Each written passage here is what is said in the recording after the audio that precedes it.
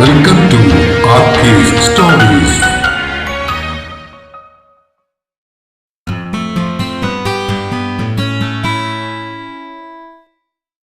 പ്രിയ പ്രണയിനി ഭാഗം 78. രചനയും അവതരണവും രഘുദാസ് കാട്ടുങ്കൽ. ബ്രഹ്മദത്തൻ അറസ്റ്റ് ചെയ്തുകൊണ്ടുപോയ ഗൗരിയെ എങ്ങനെയെങ്കിലും മോചിപ്പിച്ച് ആര്യകത്തെ കാവിലേക്ക് കൂട്ടിക്കൊണ്ടുവരുമെന്ന് ദേവൻ കൊടുത്തിരുന്ന വാക്കിന്മേലുള്ള വിശ്വാസത്തിൽ ആ തിരിച്ചുവരവിനായി ശ്വാസമടക്കി പിടിച്ച് കാത്തു നിൽക്കുകയായിരുന്നു വിലാസിനിയമ്മയും നീലിമയും അവളുടെ ഭർത്താവ് ശ്രീജനും. കല്ലാട്ട് തറവാട്ടിലെ ലൈറ്റുകളെല്ലാം അണച്ച് അല്പം മാത്രം തുറന്നിട്ട ജനാലയിലൂടെ തൊട്ടടുത്തുള്ള ആര്യകത്തെ പറമ്പിലേക്ക് കണ്ണുനട്ടിരിക്കുകയാണവർ. സദാനന്ദനും കൂട്ടരും ആ കാവിനകത്തുണ്ടാകുമെന്നാണ് ദേവൻ പറഞ്ഞിരിക്കുന്നത്. പെട്ടെന്നാണ് അവരുടെ പ്രതീക്ഷകളെയാകെ തെറ്റിച്ചുകൊണ്ട് ഇരുട്ടിനെ കീറിമുറിക്കുന്ന ഹെഡ്ലൈറ്റുകളുടെ പ്രകാശവുമായി ആ വലിയ വാഹനവ്യൂഹം ആര്യകത്തെ പടിപ്പുര കടന്ന് പറമ്പിലേക്ക് കയറി വന്നത്. ദേവനും കൂട്ടരും കൊണ്ടുപോയിരുന്ന കാറുകൾക്ക് പകരം രാജകീയ പ്രൗഢിയുള്ള ഒരു കറുത്ത ബെൻസ് കാറും അതിനു പിന്നാലെ ഇരമ്പിയാർക്കുന്ന 6 സ്കോർപിയോകളും കണ്ട് വിലാസിനിയമ്മയുടെയും നീലിമയുടെയും മുഖത്ത് അത്ഭുതം നിറഞ്ഞു. വാഹനങ്ങളുടെ വെളിച്ചം കാവിലേക്ക് വീണതും കാവിനകത്തു നിന്നും പുറത്തേക്ക് വരുന്ന സദാനന്ദനെയും ഒപ്പമുള്ളൊരു ഗുണ്ടയെയും വിലാസിനിയമ്മ വ്യക്തമായി കണ്ടു. അയാളെ കണ്ടതും അവരുടെ നെഞ്ചൊന്ന് കാളി. എന്റെ ഭഗവതി, ദേവൻ പറഞ്ഞതുപോലെ കൊടുംചതിയൻ സദാനന്ദൻ അവിടെ തന്നെ ഉണ്ടല്ലോ. എന്റെ ദേവനും പിള്ളേരും ഇവന്റെയൊക്കെ മുന്നിലേക്കാണോ ചെന്ന് വിടുന്നത്? അവർക്ക് എന്തെങ്കിലും ആപത്ത് സംഭവിക്കുമോ? വിലാസിനിയമ്മയുടെ വാക്കുകൾ ഭയത്താൽ വിറകൊണ്ടു. അമ്മ പേടിക്കാതെ, ദേവേട്ടൻ വെറുതെ ഒരു കാര്യത്തിന് ഇറങ്ങിത്തിരിക്കില്ല.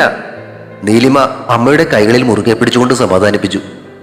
അപ്പോഴാണ് ആ കറുത്ത ബെൻസ്കാറിന്റെ പിൻവാതിൽ തുറന്ന് ഗൗരി പുറത്തേക്ക് ഇറങ്ങിയത്. ജനാലയ്ക്കിൽ നിന്ന് മൂവരും അക്ഷരാർത്ഥത്തിൽ ഞെട്ടിത്തരിച്ചുപോയി. ഇതെന്താ ഇങ്ങനെ? ദേവന്റെ കൂടെ വരുമെന്ന് പറഞ്ഞിട്ട് ഗൗരി ഇപ്പതേ ആ വണ്ടിയിൽ എങ്ങനെ വന്നു? അതാരാ ബെൻസ്കാറില്? വിലാസിനിയമ്മ ആകാംക്ഷയോടെയും അതിലേറെ അമ്പരപ്പോടെയും ചോദിച്ചു. അവർ പരസ്പരം മുഖത്തോട് മുഖം നോക്കി. എനിക്കറിയില്ലമ്മേ, ദേവന്റെ കൂടെ ഉള്ള ആരും അല്ലത്. ദേവന്റെ പരിചയത്തിലുള്ള ആർക്കും ഇങ്ങനൊരു വണ്ടി ഉള്ളതായിട്ട് എനിക്ക് അറിയത്തില്ലല്ലോ. പുറത്തെ കാഴ്ചകളിൽ നിന്നും കണ്ണെടുക്കാതെ തന്നെ ശ്രീജൻ മറുപടി നൽകി. പുറത്തിറങ്ങിയ ഗൗരി കാറിന്റെ മുന്നിൽ നിൽക്കുന്ന സദാനന്ദനെ ഒന്ന് നോക്കിയിട്ട് പതുക്കെ കുനിഞ്ഞ് താൻ ഇറങ്ങിയ ബെൻസ്കാറിന്റെ പിൻസീറ്റിലിരിക്കുന്ന ആരോട് വളരെ ഗൗരവത്തിൽ എന്തോ സംസാരിക്കാൻ തുടങ്ങി. ആരോടാ അവളാ സംസാരിക്കുന്നേ? ആകാംക്ഷ മൂലം വിലാസിനിയമ്മയുടെ ശബ്ദം അല്പം ഉയർന്നു. അറിയില്ലമ്മേ, ഇവിടെ എന്നിട്ട് കാറിനകത്ത് ആരാണെന്ന് കാണാനും സാധിക്കുന്നില്ല. നീലിമയുടെ സ്വരം നിരാശയിൽ മൂടിയിരുന്നു. ആ ബെൻസ് കാറിനകത്തെ പിൻസീറ്റിലുണ്ടായിരുന്നത് മധ്യവയസ്കയായ ഒരു സ്ത്രീ ആയിരുന്നു. കറുത്ത നിറത്തിലുള്ള വില കൂടിയ ഒരു പട്ടുസാരിയായിരുന്നു അവർ ധരിച്ചിരുന്നത്. മുറുക്കി ചുവപ്പിച്ച ചുണ്ടുകൾ, മൂക്കിൽ ഒരു വൈരക്കൽ മുക്കൂത്തി, കഴുത്തിൽ സ്വർണത്തിന്റെയും വൈരത്തിന്റെയും മാലകൾ, കയ്യിലെ മോതിര വിരലിൽ വലിയൊരു മരതക മോതിരം, കൂടാതെ കൈകളിൽ സ്വർണവളകൾ. അവർ ഗൗരിയെ നോക്കി പുഞ്ചിരിച്ചു. എന്നാ കണ്ണേ, ഉന്നോട് എതിരുള്ള എല്ലാവരും ഇവളവ ശീഘ്രമായി ഇങ്ങ വന്നിട്ടാങ്ങളെ. സദാനന്ദൻ ഒന്ന് തിരിഞ്ഞു നോക്കിയിട്ട് ഗൗരിയും ചിരിച്ചു. സെബാച്ച, അവരുടെ ഗാംഭീര്യമുള്ള വിളി കേട്ട് ഗൗരിയുടെ അടുത്ത് മുഖംമൂടി ധരിച്ചിരുന്ന ഒരാൾ തന്റെ മുഖംമൂടി മുകളിലേക്ക് ഉയർത്തിയിട്ട് കാറിനകത്തേക്ക് തലകുരിച്ചു നോക്കി. സ്കോർപിയോകളുടെ വെളിച്ചത്തിൽ ആ മുഖം കണ്ട വിലാസിനിയമ്മയും കൂട്ടരും വീടിനകത്തു നിന്ന് അത്ഭുതത്തോടെ വീണ്ടും പരസ്പരം നോക്കി. സെബാസ്റ്റ്യൻ സാറല്ലേ അത്? ശ്രീജൻ അത്ഭുതം. നാട്ടുകാർ ബഹുമാനത്തോടെ കണ്ടിരുന്ന സെബാസ്റ്റ്യൻ സാറിനെ അവരുടെ കൂട്ടത്തിൽ കണ്ടതിന്റെ അത്ഭുതത്തിൽ ശബ്ദമില്ലാതെ നീലിമ അതേന്ന് തലകുലുക്കി. പാപ്പാവെ കൂട്ടിയിട്ട് പോയിട്ട് അന്ത പൊറുകികളെല്ലാം അങ്ങ് സുട്ട് തള്ളു. കാറിനകത്തിരുന്നു കൊണ്ട് ആ സ്ത്രീ സെബാസ്റ്റ്യനോട് നിർദ്ദേശിച്ചു. ശരിയക്ക. മുഖം മൂടി കൊണ്ട് വീണ്ടും മുഖം മറച്ചിട്ട് അയാൾ കാവിന് മുന്നിൽ നിൽക്കുന്ന സദാനന്ദനെ തിരിഞ്ഞു നോക്കി. കണ്ണേ, അത് പോതുമാ? ഇല്ലേ അന്ത സജീവനെ പോട്ട മാതിരി ഉൻകയാല ഇവർകളെയും പോടണമാ? ആ ചോദ്യത്തിന് മറുപടി പറയാതെ ഗൗരി കാറിനുള്ളിലേക്ക് കൈ നീട്ടി. ആ സ്ത്രീ ഉറക്കെ ഒന്ന് ചിരിച്ചിട്ട് സീറ്റിൽ കിടന്നിരുന്നൊരു കൈത്തോക്കെടുത്ത് അവളുടെ കൈയിലേക്ക് വെച്ചു കൊടുത്തു. അവൾ ആ കൈത്തോക്ക് പരിശോധിക്കുന്നത് കണ്ട് വീടിനകത്ത് നിന്നിരുന്ന വിലാസിനിയമ്മയുടെയും കൂട്ടരുടെയും വാ പൊളിഞ്ഞു. ആ കാഴ്ച കണ്ട് വാ പൊളിഞ്ഞ വേറൊരുത്തം കൂടി ഉണ്ടായിരുന്നു, സദാനന്ദൻ. അയാൾ തന്നെ അടുത്ത് നിന്നിരുന്നവനോട് എന്തോ അടക്കം പറഞ്ഞു. അവർ തിരിഞ്ഞ് അതിവേഗം കാവിനകത്തേക്ക് നടക്കാൻ തുടങ്ങിയതും ഗൗരിക്കൊപ്പം നിന്നിരുന്നവർ പെട്ടെന്നാണ് മുന്നോട്ടു നീങ്ങി സദാനന്ദനെയും ആ ഗുണ്ടയെയും വളഞ്ഞത്. അവരിരുവരുടെയും വായ പ്ലാസ്റ്റർ കൊണ്ട് മൂടുന്നതും കൈകൾ പിന്നിലേക്കാക്കി വലിച്ചു കെട്ടുന്നതും കണ്ടുകൊണ്ട് ഗൗരി കൈത്തോക്കുമായി അവന്മാരുടെ മുന്നിലേക്ക് നടന്നു. ആ സമയത്താണ് അല്പം അകലെയായി ഒതുക്കിയിട്ട കാറുകളിൽ നിന്നും ഇറങ്ങിയ ദേവനും കൂട്ടരും ആര്യകത്തെ മതിൽക്കെട്ടിന് വെളിയിലേക്ക് എത്തിയത്. ആ മതിലിൽ പിടിച്ചു തൂങ്ങി ഉയർന്ന് ആര്യകത്തെ പറമ്പിലേക്ക് നോക്കി അവരും ആ കാഴ്ച കണ്ടു. സർക്കിൾ ഇൻസ്പെക്ടർ ബ്രഹ്മദത്തൻ പറഞ്ഞത് ശരിയായിരുന്നു എന്ന് ബോധ്യമായ അവർ ആ കാഴ്ച നോക്കി കാണുന്നതിനിടയിൽ കാറിന്റെ പിന്നിലെ ഡോർ തുറന്ന് ആ മധ്യവയസ്കയായ സ്ത്രീ വെളിയിലേക്ക് ഇറങ്ങി. അവർ കാറിൽ ചാരി നിന്നിട്ട് ഒരു സിഗരറ്റ് എടുത്ത് കത്തിച്ചു. അതാണോ ആ ബ്രഹ്മദത്തൻ പറഞ്ഞ സ്ത്രീ? അതെ. അനന്തന്റെ സംശയം തീർത്തും കൊണ്ട് ദേവൻ പതിഞ്ഞ ശബ്ദത്തിൽ പറഞ്ഞു. കോയമ്പത്തൂരിലെ വലിയൊരു ശക്തിയാണ് അവർ അനന്ത. തമിഴ്നാട്ടിലെ അധോലോകത്തെയും രാഷ്ട്രീയത്തെയും ഒരുപോലെ വിരൽത്തുമ്പിലിട്ട് അമ്മാനമാടുന്ന സാക്ഷാൽ മീനാക്ഷി നാച്ചിയാർ. അവിടുത്തെ രാഷ്ട്രീയത്തിലെ ഏറ്റവും വലിയ കിങ് മേക്കറാണ് അവർ. ദേവൻ പറഞ്ഞത് കേട്ട് ഞെട്ടി നിൽക്കുന്ന അനന്തനോടും കൂട്ടരോടുമായി വിശ്വൻ ബാക്കി കൂടി പറഞ്ഞു. ദേവൻ ആ പറഞ്ഞത് മുഴുവനും ആയില്ല. അവരുടെ കൈകളെ തമിഴ്നാട്ടിൽ മാത്രമല്ല കേരളവും കർണാടകവും ഉൾപ്പെടുന്ന ഈ ദക്ഷിണേന്ത്യ ഒട്ടാകെ വലിയൊരു ശൃംഖലയായി വ്യാപിച്ചു കിടക്കുക. അവർ വിചാരിച്ചാലേ ഈ ഇരുട്ടിൽ ഇവിടെ ഇപ്പോൾ എന്ത് വേണമെങ്കിലും നടക്കും. വിശ്വന്റെയും ദേവന്റെയും വാക്കുകൾ കേട്ട അനന്തനും ബാക്കിയുള്ളവർക്കും അതൊന്നും വിശ്വസിക്കുവാനേ സാധിച്ചില്ല. പോലീസിനെയും സദാനന്ദനെയും ഒരുപോലെ വിറപ്പിച്ചും കൊണ്ട് ദക്ഷിണേന്ത്യയിലെ ഏറ്റവും വലിയ അധോലോക നായിക കൊറ്റങ്കാവിൽ, അതും തങ്ങളുടെ ഗൗരിക്ക് കാവലായി വന്നിറങ്ങിയിരിക്കുന്നു. അവരുമായിട്ട് നമ്മുടെ ഗൗരിക്ക് എങ്ങനെയാ ബന്ധം? വിഷ്ണു അത്ഭുതപ്പെട്ടു. ഗൗരി കിടന്നിരുന്ന സമയത്ത് ഇവര് കുറച്ചു നാൾ അവിടെ ജയിലിലുണ്ടായിരുന്നു. അവിടെ വെച്ചുള്ള പരിചയം വല്ലതും ആയിരിക്കും. ദേവൻ തന്റെ സംശയം പറഞ്ഞു. അല്ല, ഇനിയിപ്പോ എന്താ നമ്മുടെ പ്ലാൻ? നാച്ചിയാരുടെ കൂട്ടത്തിൽ തന്റെ അച്ചായനും ഉണ്ടെന്ന് അറിയാതെയായിരുന്നു ക്രിസ്റ്റിയുടെ ചോദ്യം. നമ്മൾ ഇനി ചുമ്മാ കണ്ടു നിന്നാൽ മാത്രം മതി മോനെ, ചെയ്യാനുള്ളതൊക്കെ അവരങ്ങ് ചെയ്തോളൂ. വിശ്വൻ അവനെ സമാധാനിപ്പിച്ചു. നമുക്കെന്തായാലും കാവിന്റെ വശത്തുള്ള മതിൽ ചാടിക്കടന്ന് കാവിനകത്തേക്ക് കടക്കാം. എന്താണ് സംഭവിക്കുന്നതെന്ന് അവിടെ നിന്ന് നോക്കാം. ആവശ്യം വന്നാൽ ഇടപെടുകയും ചെയ്യാലോ. ദേവൻ പറഞ്ഞത് സമ്മതിച്ചുകൊണ്ട് എല്ലാവരും അവിടെ നിന്ന് ഇരുട്ടിന്റെ മറവിലൂടെ കാവിന്റെ ഭാഗത്തുള്ള മതിലിന് നേർക്ക് നടന്നു. ആ സമയം അങ്ങ് കൊറ്റങ്കാവിലെ ക്ഷേത്രമുറ്റത്ത് നടക്കുന്ന മുടിയേറ്റിൽ ദാരിക ദാനവേദന്മാരെ വധിക്കാനുള്ള സമയമായിരുന്നു. എന്നാൽ ആ ഒരു മുഹൂർത്തത്തിന് വേണ്ടി കാത്തുനിന്ന ജനങ്ങളെ മുഴുവൻ അത്ഭുത സ്തബ്ധരാക്കിക്കൊണ്ട് ദാരിക നിഗ്രഹത്തിന് മുതിരാതെ ഭദ്രകാളിയുടെ കോലം അലറിക്കൊണ്ട് അമ്പലപ്പറമ്പിന് പുറത്തേക്ക് കുതിച്ചു. ആ ഭദ്രകാളി കോലത്തിനു പിന്നാലെ കൂളിയുടെയും ശിവന്റെയും നാരദന്റെയും കോയിമ്പട നായരുടെയും ഒക്കെ കോലങ്ങളും പുറത്തേക്ക് ഓടുന്നത് കണ്ട് അന്തിച്ചു നിന്ന ജനങ്ങളും താമസിയാതെ അവർക്കു പിന്നാലെ ഓടി.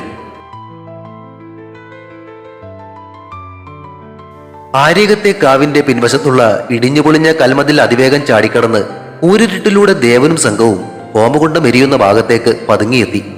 കാലൊച്ച കേൾപ്പിക്കാതെ വലിയ മരങ്ങൾക്കു പിന്നിൽ മറഞ്ഞു നിന്ന് എത്തി നോക്കിയപ്പോ അവർ കണ്ട കാഴ്ച അക്ഷരാർത്ഥത്തിൽ അവരെ ഞെട്ടിച്ചു കളഞ്ഞു. തങ്ങൾ എത്തുന്നതിന് മുൻപ് തന്നെ അവിടെ ചെറിയൊരു യുദ്ധം തന്നെ നടന്നു കഴിഞ്ഞിരിക്കുന്നു. കറുത്ത മുഖംമൂടി ധരിച്ച മീനാക്ഷി നാച്ചിയാരുടെ സായുധ സംഘം കാവിനുള്ളിലെ സകലരെയും പൂർണ്ണമായും കീഴ്പ്പെടുത്തിയിരിക്കുന്നു.